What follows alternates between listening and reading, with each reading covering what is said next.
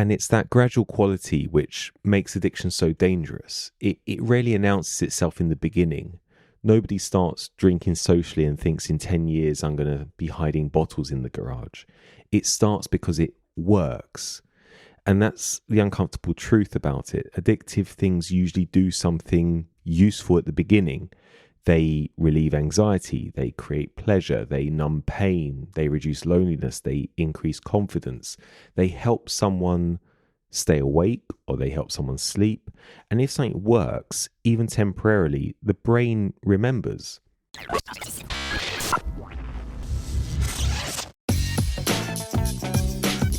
Hello, I'm Dr. Bolivios, and this is A Doctor's View, exploring how medicine, psychology, and everyday life all shape the way we think and live. Let's begin. Hello everyone, and welcome to A Doctor's View. I'm Dr. Bolivios. In today's episode, I want to talk about addiction. But before I begin, this podcast is called A Doctor's View, and the doctor giving that view is me. I'm not an expert by any means in addiction psychology or anything like that. I just enjoy talking about life and the way everyday challenges and medical problems affect us all. And I love to share my opinion and points of view with anyone who is interested in hearing them. It's a bit like a ranting diary for me. And my opinions are just that, my opinions. And whilst I will always do my very best to provide accurate medical information when I'm talking about something like how a drug works, a lot of my topics are about my observations in life and in hospital life and are very much open to debate, which I absolutely encourage, and I enjoy being proven wrong, albeit not quite as much as being told I'm correct. But still, if I say something that doesn't sit well with you, please know that I might be wrong, and by all means, please do comment on it. So anyway, addiction. Addiction is one of those words we use quite often without really thinking about what it means. We say we're addicted to coffee, we're addicted to our phones, to sugar, and so on. Pretty much anything that gives us something we want at that time, and then usually makes us feel slightly worse or guilty afterwards. And because the word is used more flippantly now, it has become a bit more diluted. So if someone says they're addicted to chocolate, we don't usually imagine a serious medical condition. We imagine someone opening a second Kit Kat and pretending it doesn't count because they've had a stressful day. And most of us can relate to some form of that. Of course, not every unhealthy behavior is an addiction. Human beings can be gluttonous and pleasure-seeking without having a medical disorder. Sometimes people simply overconsume because they enjoy something and they don't show too much willpower. But real addiction is deeper than just liking something a lot. It's not always this case of simply being greedy, weak, or irresponsible, or any of the other lazy labels we've historically attached to it. Addiction is usually understood as a compulsive substance use or behavior with impaired control and continued use despite harm. And as addiction develops, substances or behaviors begin to alter brain systems involved in the reward, the learning, stress, and decision making of our lives. And gradually, something that started as a choice can soon begin to feel less like one.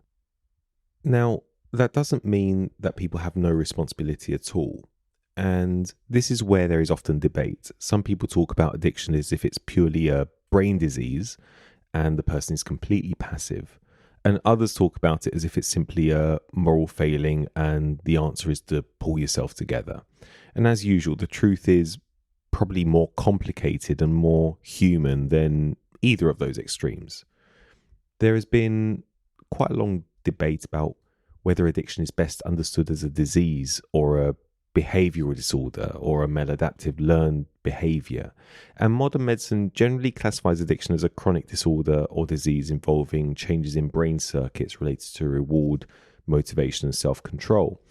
But addiction also involves learning habit, environment, and social conditions.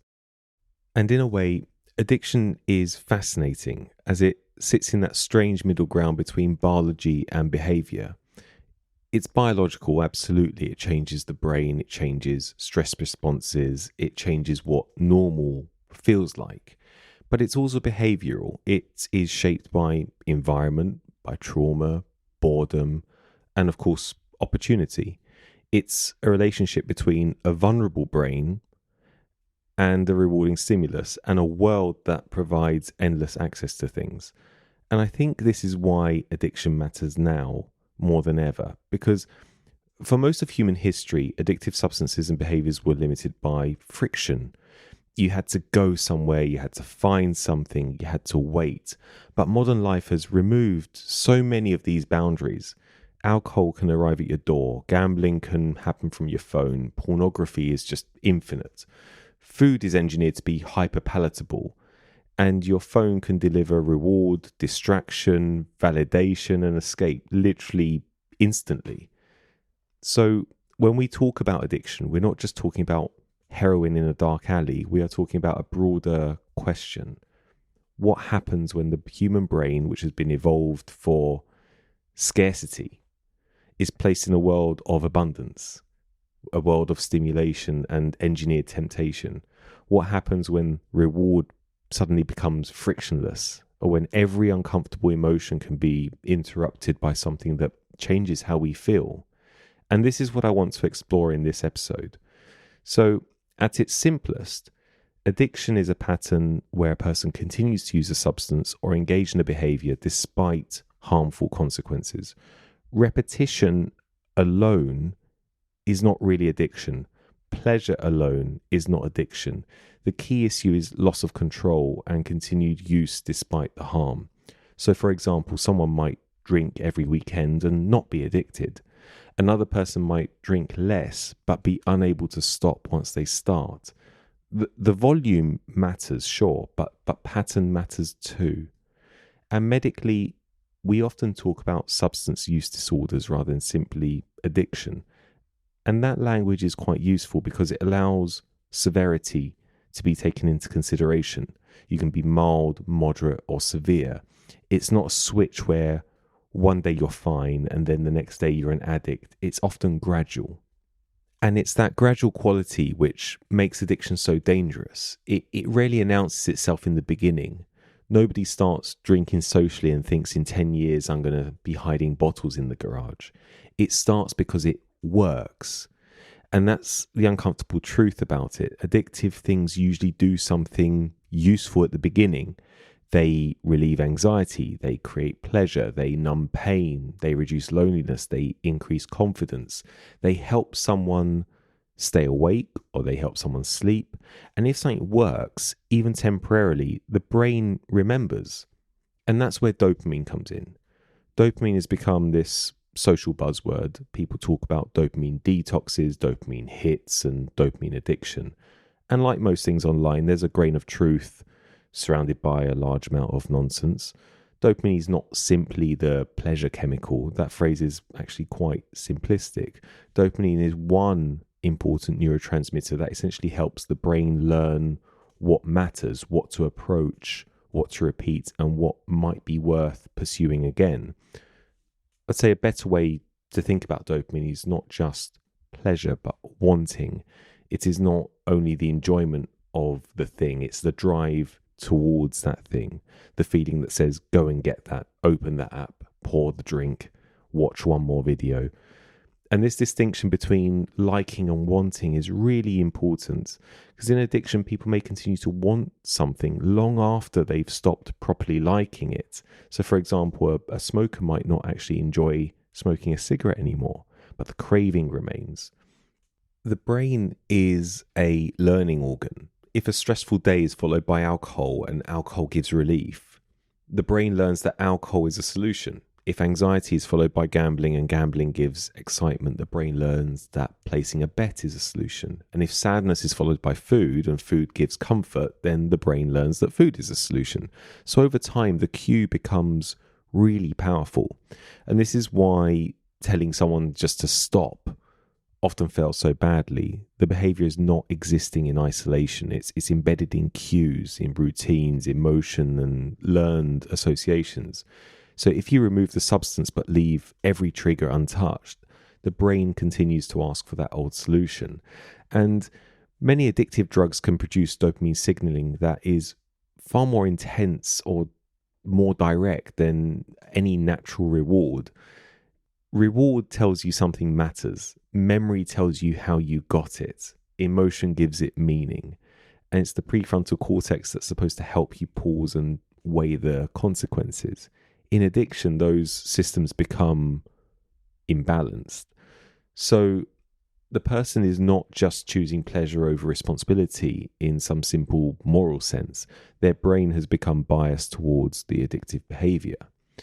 And this is why addiction is not just about euphoria.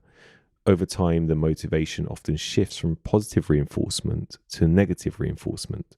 So at the start, someone may use or do something because it feels good.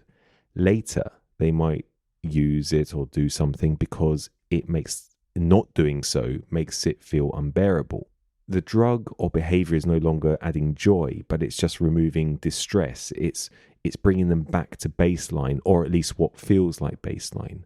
And withdrawal is another reason why addiction becomes so powerful. As we've discussed in many addictions, the person eventually stops using not to feel good, but stop feeling bad. Withdrawal is different to tolerance. Tolerance means that over time, the same amount produces a smaller effect, or a larger amount is needed to produce the same effect. So you can see how addictions can spiral. If using a substance that once made you high just makes you feel normal, you then need more and more to get the same high over time. And this is true for behaviors, not just drugs. Withdrawal is something that happens when the substance is reduced or stopped and the brain is suddenly left without it. And depending on the substance, withdrawal can involve anxiety, sweating, shaking, insomnia, nausea, and many other physical symptoms, sometimes even potentially life-threatening ones. And this is why some addictions need medical support to stop safely. It's not always safe to simply go cold turkey. You need the help. And even when withdrawal is not medically dangerous, it can be psychologically brutal. It can cause irritability, restlessness, emptiness, inability to concentrate, or even just a sense that the world has just become grey. As some researchers put it, addiction is not a disease of pleasure, it's a disease of learning, motivation, and stress. And I like that because it captures the broader picture. It's not just that people chase pleasure, it's that the brain learns a powerful association, reorganizes its priorities, and then experiences distress when that pathway is blocked. And that brings us to one of the biggest misconceptions, the idea that addiction is about willpower. Willpower exists. People can make choices. People can change and they can recover. But willpower is not a magic, infinite resource that floats above biology. It's affected by sleep, stress, environment, etc. If you put someone in a state of withdrawal, shame, loneliness, and constant cue exposure, and then say use willpower, you're asking quite a lot. It's a bit like telling someone with severe asthma just to start to breathe better. Breathing is under some voluntary control, yes, but when the physiology is against you, instruction alone is going to need help. It's going to need treatment. And that does not mean we remove responsibility. It means we make responsibility realistic. Recovery is not helped by pretending addiction is entirely voluntary, but recovery is also not helped by telling people that they are powerless forever. The useful position is, as with most things, somewhere in between. The brain can change in addiction, and the brain can change in recovery. I guess we can't talk about addiction without mentioning smartphones. We are addicted to our phones, but by calling it an addiction, we do somewhat risk over-medicalizing ordinary behavior too. But we can't pretend that the relationship many of us have with our phones is healthy. People reach for their phone automatically. They check them without deciding to. They can't sit in silence. They can't queue, eat, travel, watch a film, or lie in bed without stimulation. And I am as guilty as anyone. The phone is powerful because it's not just one addiction. It's a portal to many, many rewards.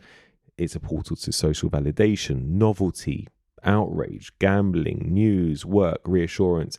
And because it's arguably a necessary device for modern life, abstinence is somewhat unrealistic. It's hard to say just simply don't use your phone. My phone helps me all the time at work. For example, I'll be looking up guidelines or calculating a dose or something. The challenge becomes control rather than elimination. Food is another difficult one because we need food to live. We cannot abstain from eating. And food addiction is a concept that has been debated. But what is not really debatable is the fact that modern ultra-processed foods are often engineered to be highly rewarding. If you've listened to my obesity podcasts in the past, you'll know that I'm really not a fan of the fat acceptance movement and the healthy at any size nonsense. I do appreciate that hunger, stress, hormones, environment, all these things matter. What I personally take issue with is having the laws of thermodynamics being completely ignored in the name of political correctness. And whilst the simple phrase, eat less, move more, and you'll lose weight, is, in the context of addiction, a simplistic one, it actually doesn't make it any less true. Burn more calories than you consume and you will lose weight. I also take issues with hearing that you can be obese and healthy, and that someone saying something otherwise is bigoted or prejudiced, and that they have the problem. I appreciate very much it's difficult. I appreciate very much that many overweight individuals have massive struggles. And as I've said many times, I take no issues with self-confidence and ignoring hurtful comments, which are absolutely uncalled for. But we must accept responsibility for our own actions, even if in the modern world our weaknesses are being exploited. We live in a world where industries profit from repeated consumption. Alcohol companies do not make money when people drink once a year. Betting companies do not thrive on people just placing one harmless bet and walking away. Social media platforms don't profit when people use them for 5 minutes and then feel satisfied. The business model often depends on attention, repetition, and dependence. This doesn't mean that every company is evil and every consumer is helpless, but we should be honest about incentives. If a product is free, convenient, rewarding, and heavily optimized, your self-control is not competing against nothing. It is competing against design, data, it's competing against money. And this is where the conversation becomes culturally a bit uncomfortable. We tell individuals to take responsibility, which they should, but we are strangely reluctant to ask whether society is creating more addictive conditions. We put betting adverts around sport and then act surprised when gambling harms rise. We build apps around variable reward and then tell people to put their phones down. It's a bit like cycling into a strong headwind. Some people are facing much stronger wind than others, and that is unfair, but you still have to pedal. So I don't believe everyone is helpless. People can make choices and set boundaries. People can recover. But the more addictive the environment becomes, the more effort is required to live normally. And I appreciate that the effort is not evenly distributed. Some people have more stress. Some people have more trauma. Some people have more poverty, loneliness, and less support. However, we must not use environmental factor as an excuse to start or continue a bad habit. Yes, that is far, far easier said than done. I'm guilty of many bad habits, and that I can easily blame those things on a lot of different factors. But ultimately, everyone will have a time in their lives where they will be tested to the highest degree. The worst day or time you can possibly fathom, if it hasn't happened, will happen. Acknowledge the external influence, yes, but acknowledge that you can also do something about it. For example, it's very easy to blame a drug addiction on a drug dealer. Sure, of course they're part of something destructive. However, it's also a person's choice whether they purchase anything from them. And the truth is hard, especially when you hear some of the reasons people get into their addictions. And that brings me on to who becomes addicted.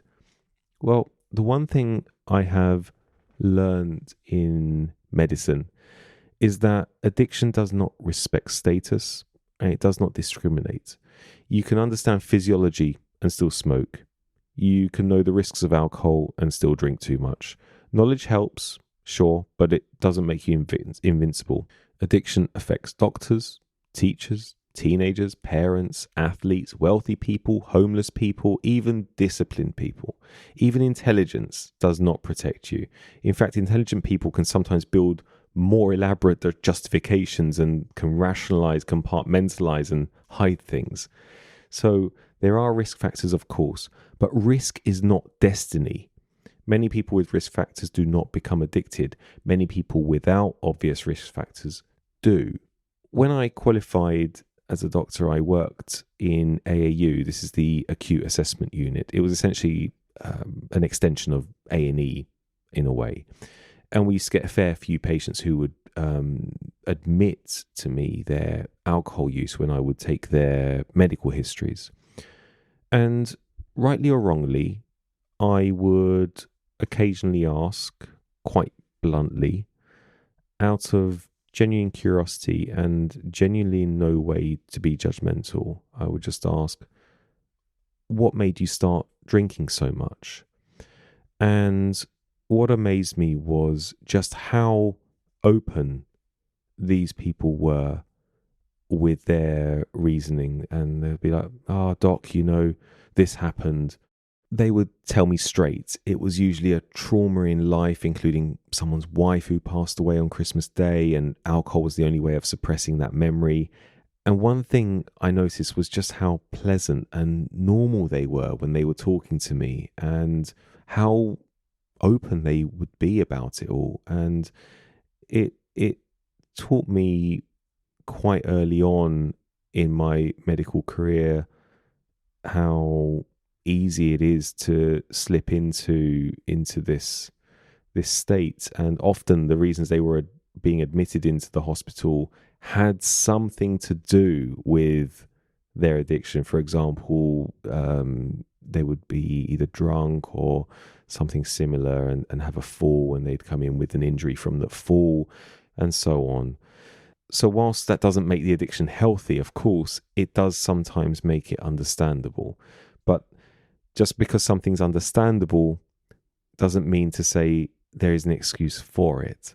So understanding is how you treat the problem. If someone is drinking because they are physically dependent, they need one kind of help. If they are drinking because they are lonely, they need another. If they are gambling because they're in debt and chasing losses, another type of help. You cannot treat the behavior properly if you don't understand its function. And this is why shame is such a poor treatment strategy. Shame may occasionally jolt someone into awareness, sure, but chronic shame usually drives secrecy, and secrecy protects addiction. So what does recovery actually involve? Well, firstly, recovery is possible.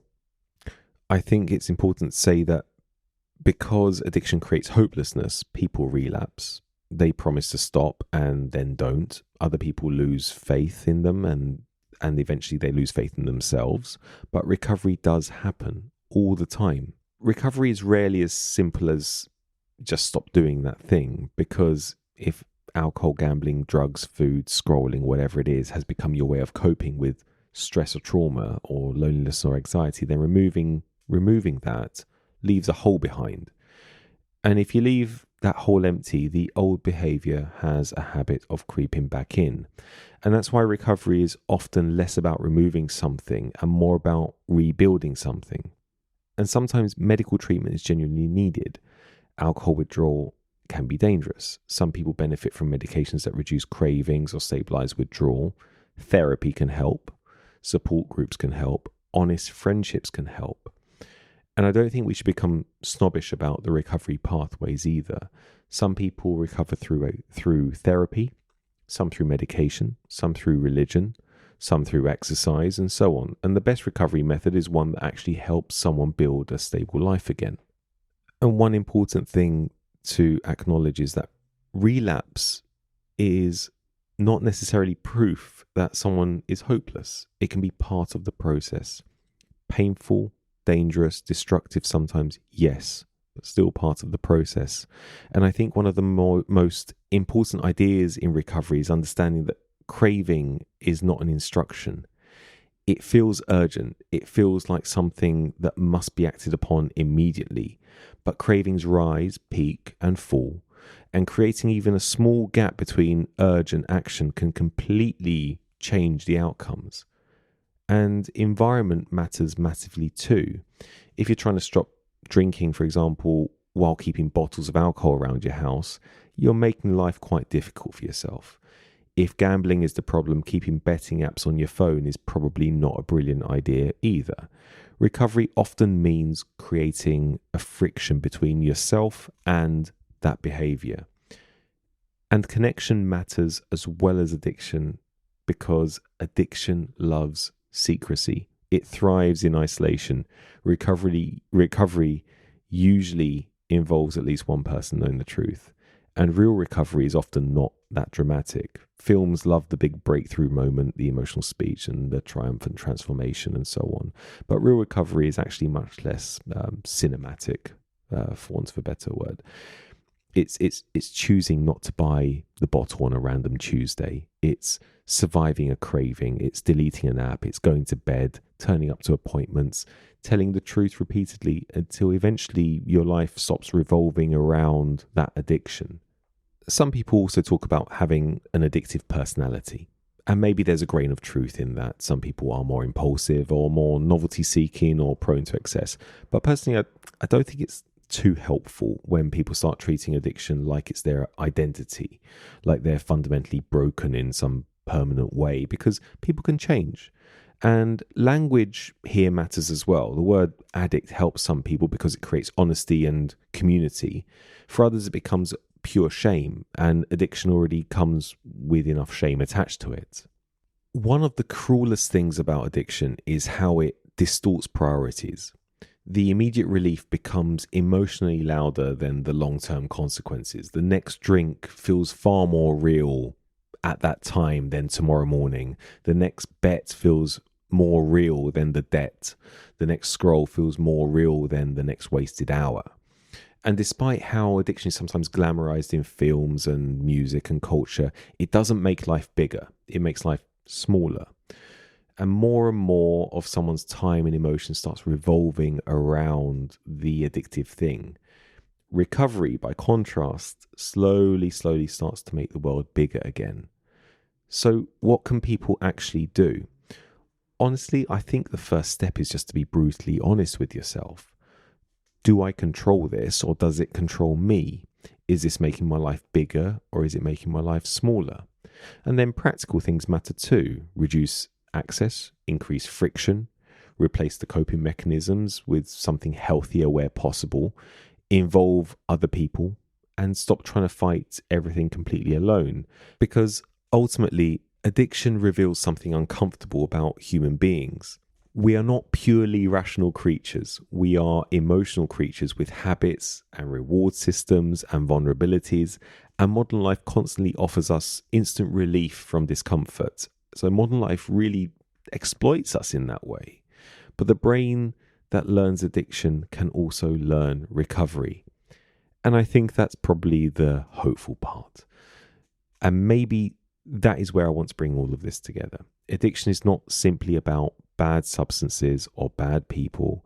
It's about the brain's capacity to learn relief and repeat it. It's about the reward pathways being hijacked by substances, by behaviors and industries that deliver reward without natural limits. It's about pain, escape, wanting without liking, and the narrowing of life around a solution that eventually becomes its own problem.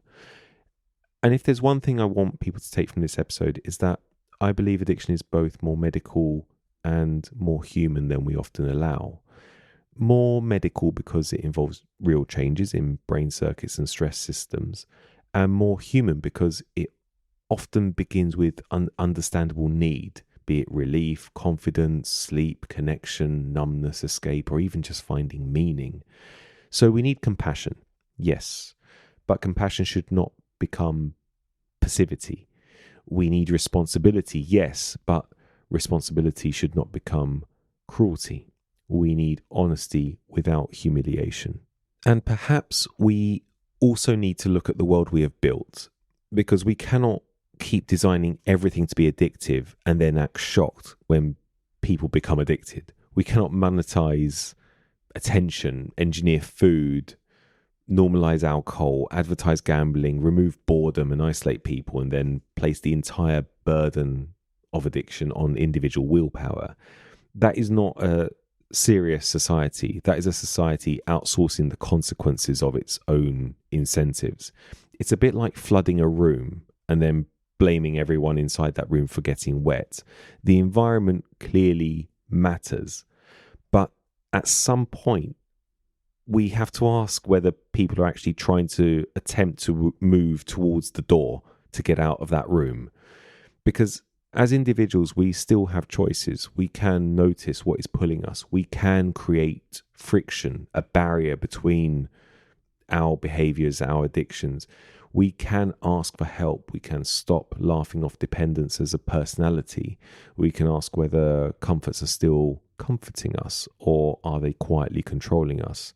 Because freedom is not about having unlimited access to everything you want. Sometimes freedom is actually the ability to say no to the things that keep promising relief and delivering regret. And with that, I'll leave you. If you are struggling with addiction or need to talk to someone about addiction, either for yourself or for a loved one, please do seek professional medical advice. It's very helpful, very useful. And I will also leave some links in the podcast description as to where you can seek help also and gain information as well. I am based in the UK, so I will put the majority of the links from the UK as they're the ones that tend to come up for me.